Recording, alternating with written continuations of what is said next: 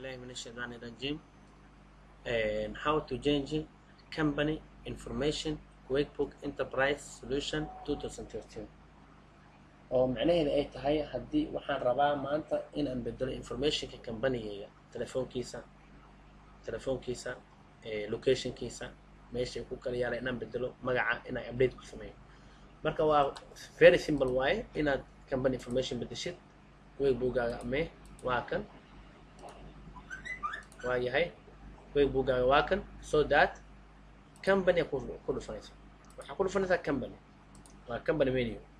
company menu markaa ku dhufato waxaad imaanaysaa company information ka fiiri meeshaan company menu markaa ku dhufato waxaa imaanaysaa company information maxaa ku dhuftay company menu company information ku dhuftay already maxaa soo kacayo company ku dhufo waxaa imaanaysaa company information waa kan dialog box-kana kusoo baxay waa ka bedeli kartaa markaa okay markaa magaca inta ka bedesho failka desktop-ka saaran kama bedelmayo ugu asana si gaara loogu bedelaa had inta waxaa ka dhigtay Canada laptops and network solution company waa ku daray maarta company baa ku daray company baan okay location-ka waxaan dhahay wuxuu ku yaalaa Chamber House of Boosaaso waxaan dhahay wuxuu ku yaalaa Chamber wuxuu ku yaalaa White House waa kan adar wadanka haddaad ka guurtay matalan wadanka waa sii dooranaysa intaa ka dooranaysa telefoonkiisa waa kan halkan geli waa yahay soo soco ole dhamaart kan soo qaad soo koobiyey halkan keen waa keentay Somali Puntland waa adar taariikhdu waa ka daarta ka bedeli kartaa waa yahay maxaa soo haray kama telefoon title-ka daar all those things contaction waxyaabahaas waa ka macnaha guud waa fahansama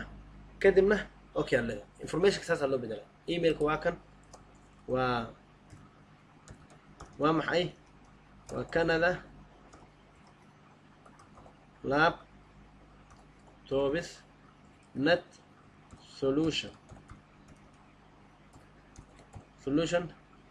at gmail.com website-ka www.canada laptops.com you can do everything.com kadib okay alle هذا information was بدل فيه كمل لكن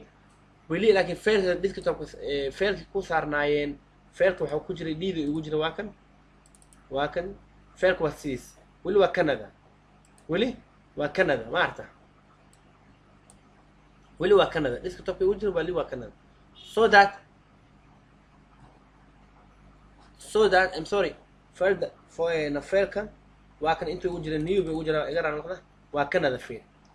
so that marka maxaa sameeyaa I'm sorry iga raacda folderka markasta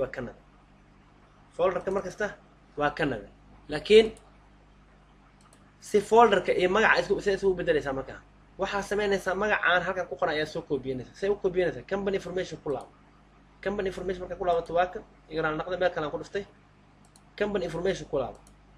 magaca waa kan soo koobiyay control A taw soo koobiyay koobi ma dhaga ka soo laabo kan iska xir laakiin wana xirta markaa wax ka bedelto wana xir sababtoo fail from wax laga bedeli karo waa kan okay marka xirto ay xirso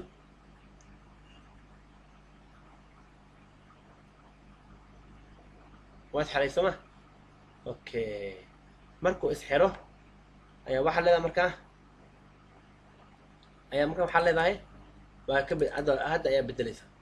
waa kan Canada waa kan new baa halkan ku beestigreenaysa hadda fiiri folderka iyo wixii waa isku mid yihiin